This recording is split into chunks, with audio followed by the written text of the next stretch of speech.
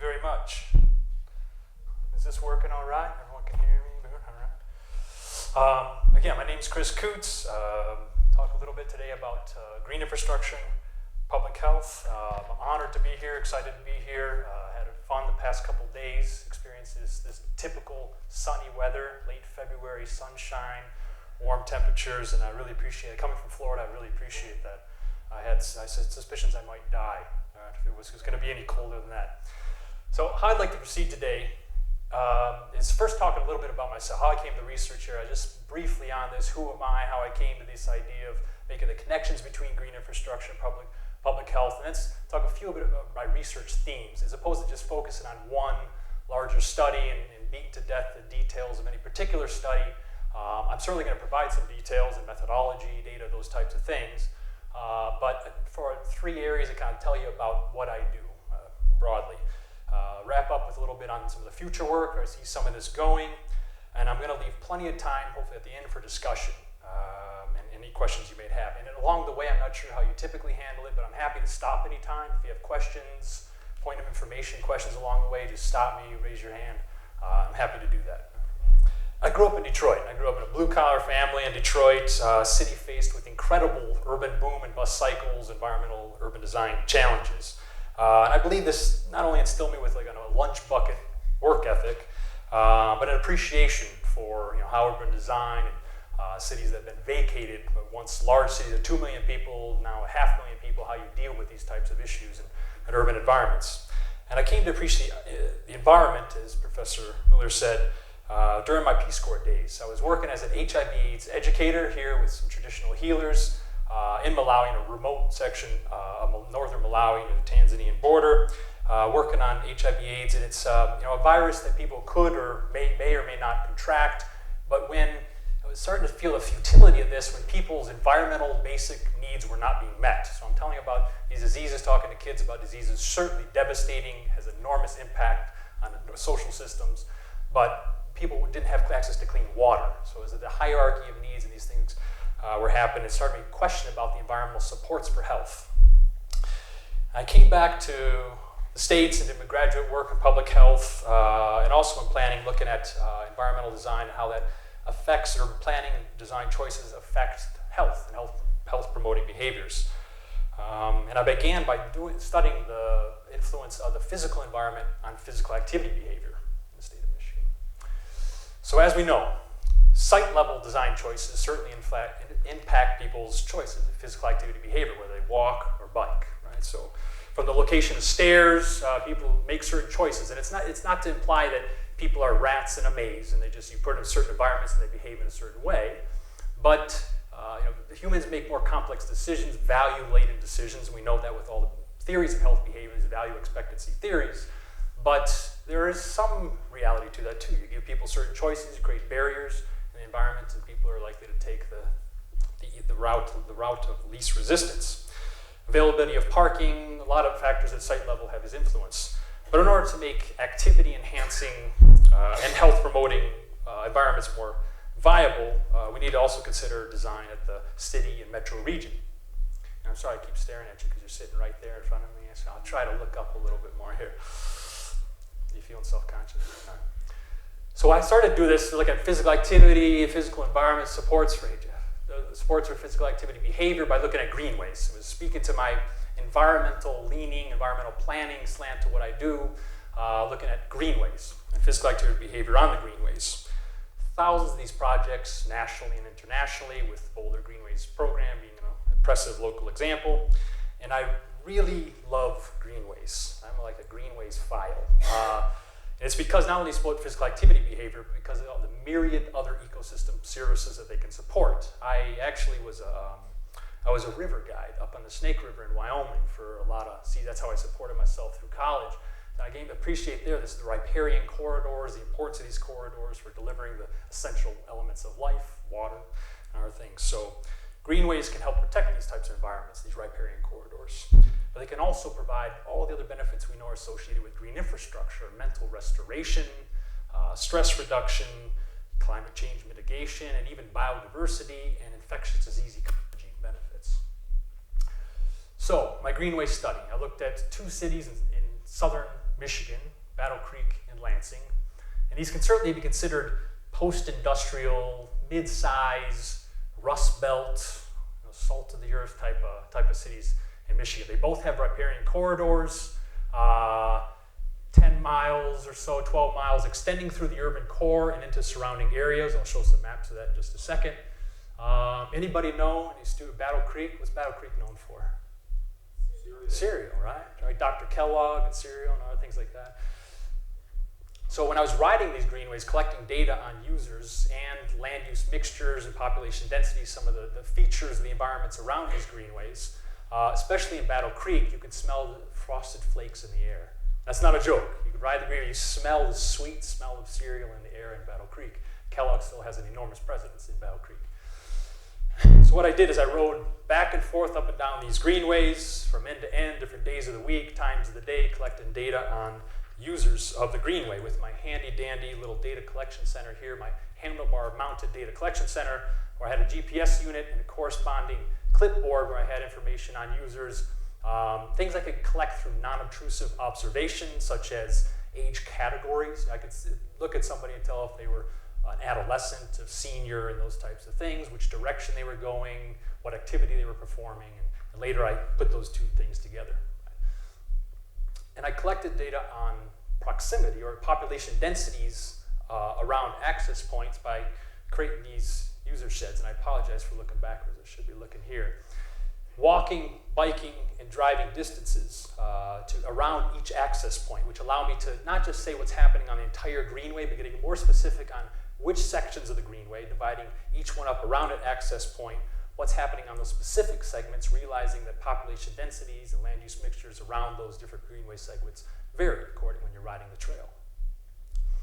Also looking at land use mixtures. So I created the same type of user sets, walking, biking distances. This is using street network distances as opposed to Euclidean straight line distances, realizing that people are more likely to use those streets to get to the access points and represents reality a little bit better. So here, looking at land use mixture, this is hypothesizing that it increases the opportunities that the greenway affords, increases the potential of connecting destinations and points of origin on the greenway, from residential areas to commercial areas, and land use mixture areas providing a greater level of opportunities, reasons why people may or may not use the greenways. So, in a descriptive fashion, what I found is, so putting this data together and distributing users along the greenway here in Battle Creek, along the Kalamazoo River, we could see here in the downtown area that there's a concentration of users, right, which fits the hypothesis pretty well. This land use mixture, more activities, people are certainly downtown area more. But also out here, laser, zap it, out on the east end and on the west end, there's a concentration of users as well. Out on the east end, it's close to a park, a very popular park out there on the east end of the greenway that people, certainly attractive feature, attractive type of land use that people were traveling to, so helped explain that a little bit. But what's happening out here? An industrial land use, so gray is industrial. Why would people be using the greenway heavily in industrial land use? Students want to take a guess? Any students? Don't be afraid. I'm going to stop until someone answers. Skateboarding? Industrial? Oh, I see, like urban skateboarding, and I love that. No, that's not true. But that's a great one. I haven't heard that one before. Very creative. Actually, and this is a perfect lesson in ground truthing, although it's an industrial land use, it's actually, if you're on the trail, you feel like you're immersed in nature. Zoned industrial, but not used for industrial, or the appearance of buffered from any industrial land uses. So it's actually quite bucolic, pastoral, similar to what you're seeing on the other tail. The attractive effect here is that you're immersed in nature. So parts of the greenway where people are immersed in nature, and parts of activity where there's lots of opportunities afforded them seem to be the areas of heaviest use. And more of an inferential type of analysis, we're looking at modeling these types of relationships. What I found here was the interaction between land use mixtures and population densities around the greenway on corresponding segments seemed to have, there's a strong relationship, a statistically significant relationship in these two areas. Again, students, you want to help interpret what's happening here? I'll start out. low land use mixture, so parts of the segments where there might just be strictly residential land uses, or one or two types of land uses.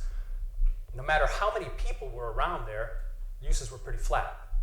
Right? So no matter how many people you packed around greenways, it didn't seem to increase use in areas of low land use mixture. So what's happening here?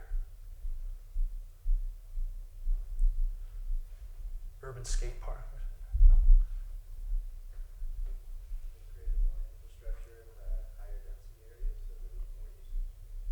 Great. Yes, love it.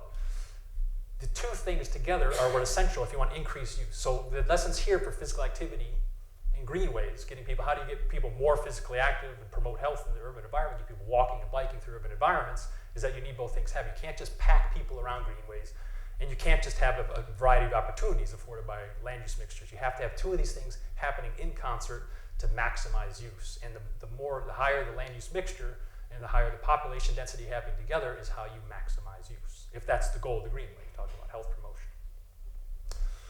So, on to the second thing here, green space and mortality.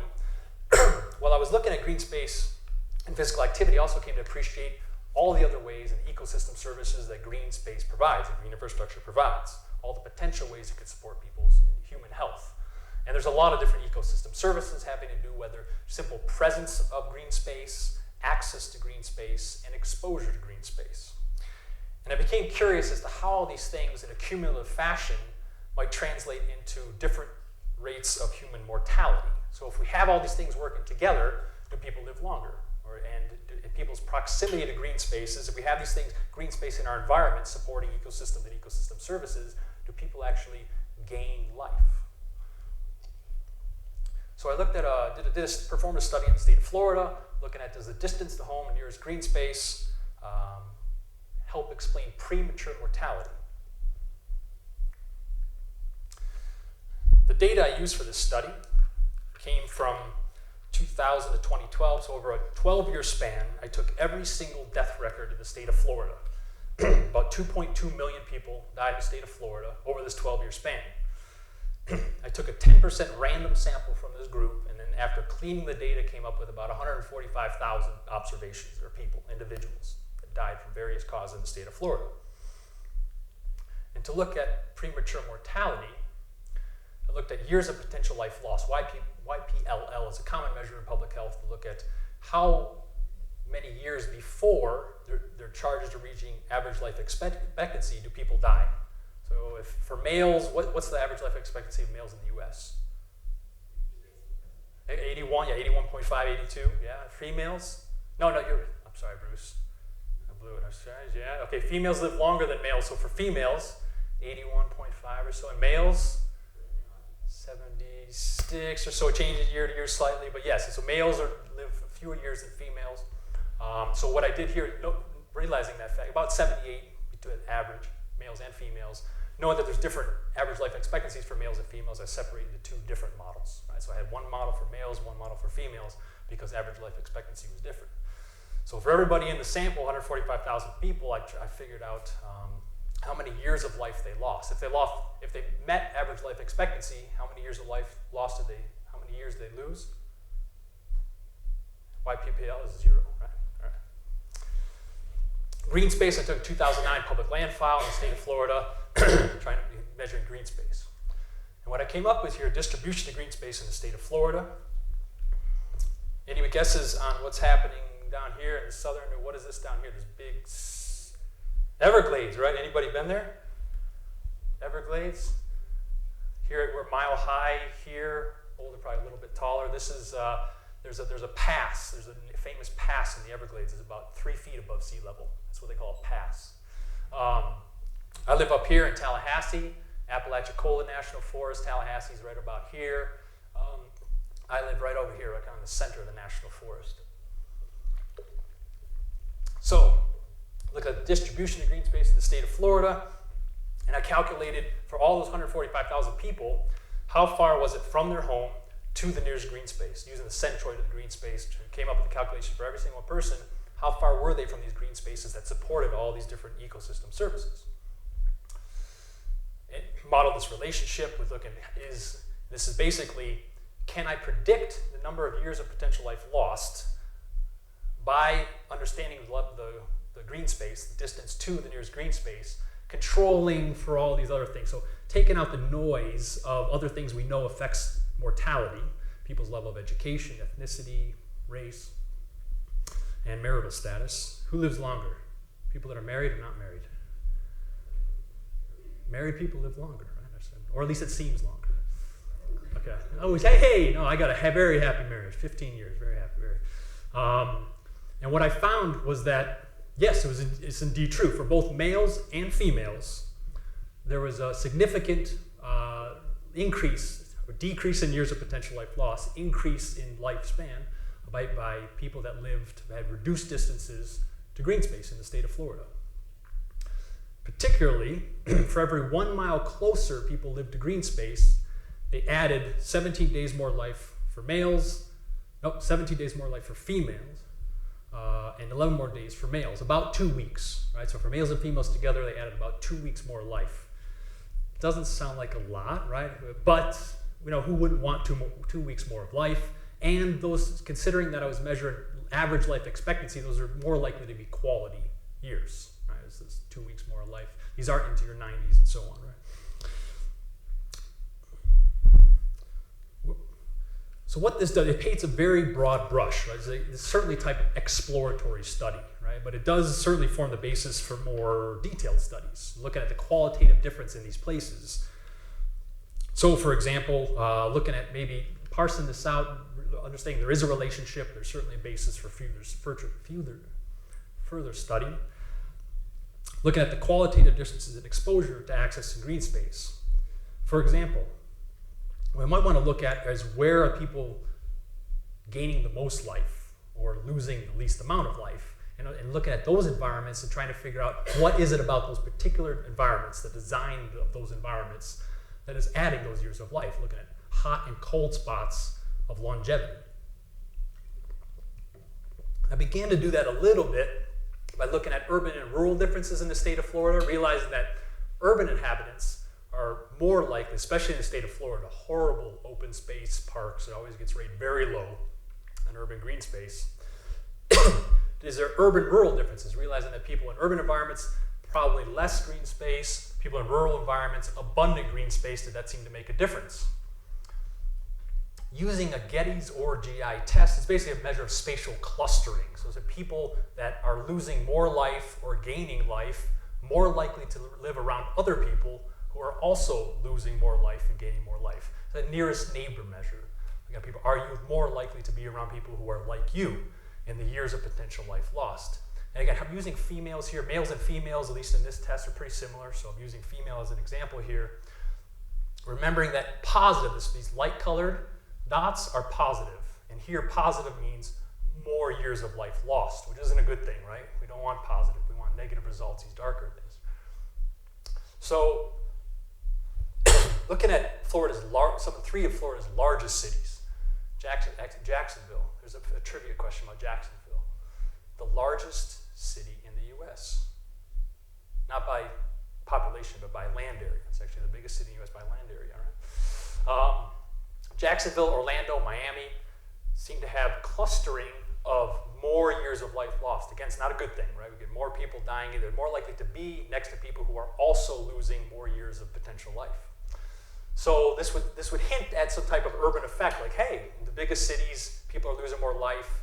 There could be an urban variable or phenomena happening here. But along the coasts, we're seeing the opposite thing. And these are areas where there's fewer large cities, but still some pretty decent-sized urban and urbanizing environments, right? So we're showing the opposite effect. So to get a little more detail, it could be, well, it's just the biggest cities where more people are losing life, and maybe in smaller cities everything's okay because they're closer to the water, right? It could be access to the coast, beaches, other green infrastructure.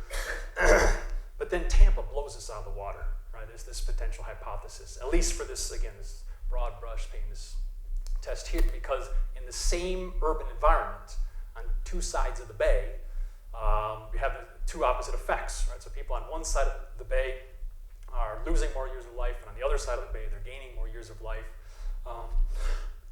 So Tampa would be ripe for some place to look at those types of questions. Go into Tampa, look at the neighborhoods, see what these actual proximities were in these two different places to see if the environment is having differential effects. The last area of research I'd like to talk about a little bit is my research into deathscapes. I've spent years examining the unsustainable land use practices associated with the disposal of the dead.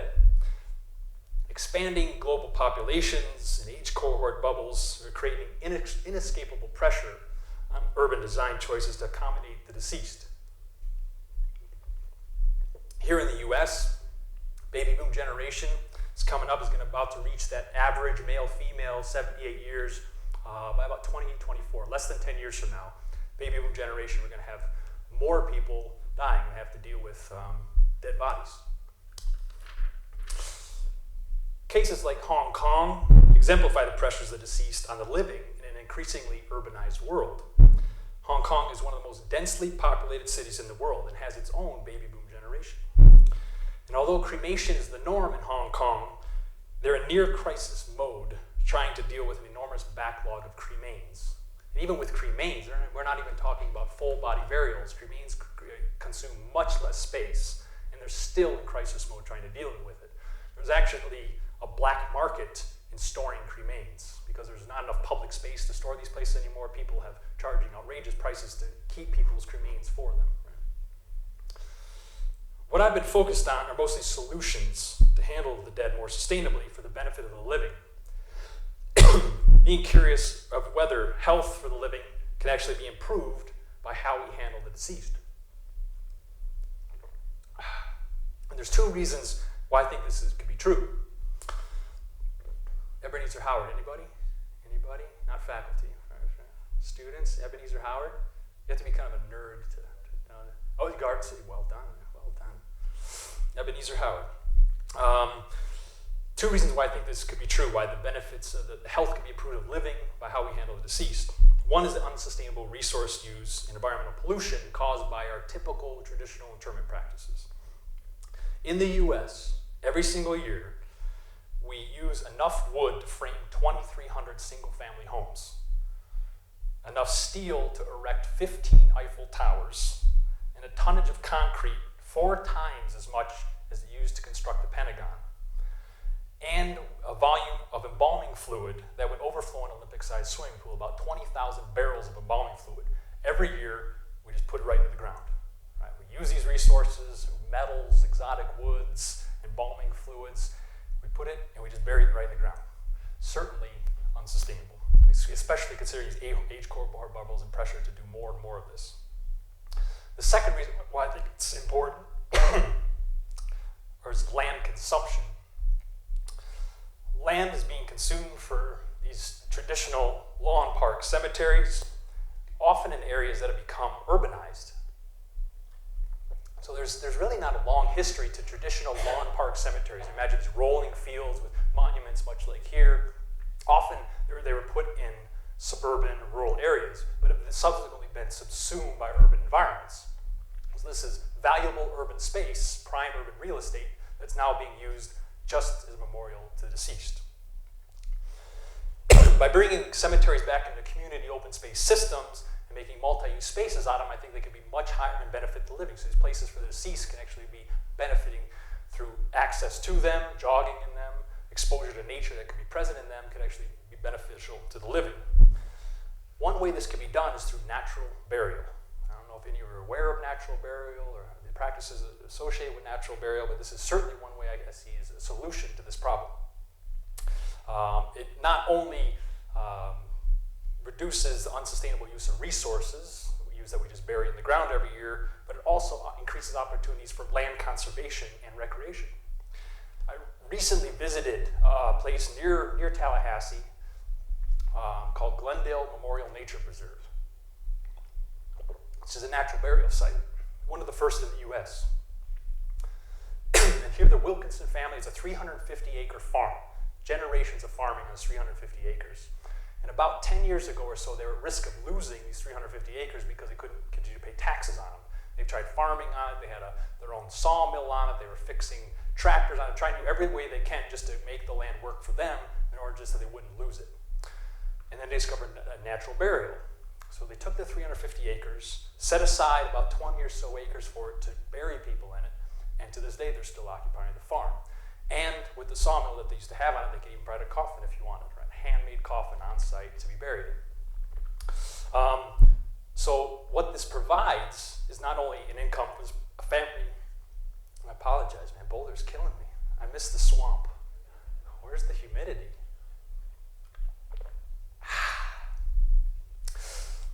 It creates this opportunity for land conservation, ecosystem restoration, and land conservation. So they had their 350 acres, large part of it was farmed. They've converted that now by planting native species. They restored wetlands on this property. And although it's private property, they actually allow people to come use it anytime they want. Come biking out there, walking out there, reaping the benefits of access to nature, physical activity, but also exposure, the mental health benefits of exposure to nature. And they've actually been able to conserve them 350 acres that was at risk of losing or continue to be farmed in unsustainable ways. All right, so where I see this going in the future, these three areas here. I definitely continue to see work on the multifunctionality of green space and ecosystem services and all their health co-benefits. What would be really interesting, something I haven't done to date, would be really interesting, an obvious next step would be a type of life course approach. Realizing that in this cross-sectional fashion, cross-sectional studies are fantastic, right? They give us some basis to begin with this mortality study, years of potential life loss acting as one example, but looking at people over the life course. So catching people at one point in time doesn't tell you much about exposures they might have had when they were younger or moving through the life course. So looking at questions of whether exposure, maybe the first 10 years of life, does that carry over, those benefits that carry over from exposure through the life course, or do people need at every point in their life use green space differently and need exposure, or does non-exposure in part of your life lead to, as long as you have 10 years later in life, that's okay, it makes up for all the missing time you had before, and you're benefiting from those ecosystem services for doing so. So the life course approach would be a great way to handle something like that, an obvious next step. What I'm very also interested in doing is looking at landscape structure, the connectivity of green space.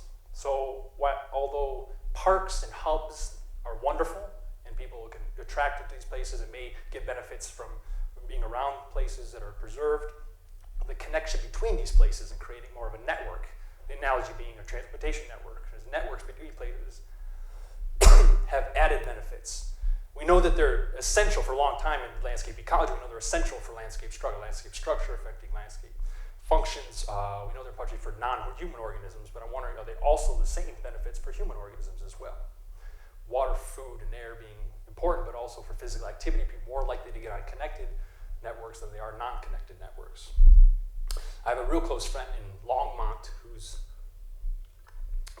the Great Plains Trail. He's working on a transnational trail that goes from North Dakota down to Texas. I love to work on seeing projects like that. Transnational trails can get connected to local networks and more regional networks. If you're looking at all those connected networks from the local to the national scale, they have even more benefits and more benefits accrue. I'm also really interested in looking at who is benefiting. And if this green infrastructure can help communities overcome health disparities. There's been some exploratory work in this, and it's shown to be true. It's definitely ripe for further study. I recently started formalizing this a bit, and then a study I'm working on with the folks in meteorology and economics, looking at demographic differences in land cover and water use, and climate change, how all these things work together, but looking at strictly at demographic differences. It's actually in the Tampa Bay region, that area we looked at that has that funny differential, one with different sides of the bay. Look at this, that's the area we're looking at to see if there's actually differences. And I'd also like to apply this internationally, looking at places like Malawi, where I have experience, wondering if green infrastructure and stable ecosystem services can help overcome a lack of adaptive built environment features. In some places we have the ability to create built environment features to overcome failing ecosystem services. But in places like this where they're fully dependent on this and where there isn't much great infrastructure, can doing right by the land also have long-term benefits to folks in Malawi? with all these areas, collaboration is certainly key. For my CV, I hope it's apparent I regularly work in diverse teams of scholars. I'm definitely excited by the opportunity here to work with folks in environmental studies to address issues of ecosystem service delivery. And I've actually advised a number of students in environmental studies, environmental sciences, and geography, and looking at the social implications of green infrastructure. And already locally too, I've been working for years with somebody, an infectious disease ecologist specialist who's at NCAR and CDC Fort Collins, looking at these types of issues. Looking at these, I know there's an abundance of resources here to work with people, and it's why I'm very excited to possibly move here and hopefully get acclimated to the dry climate.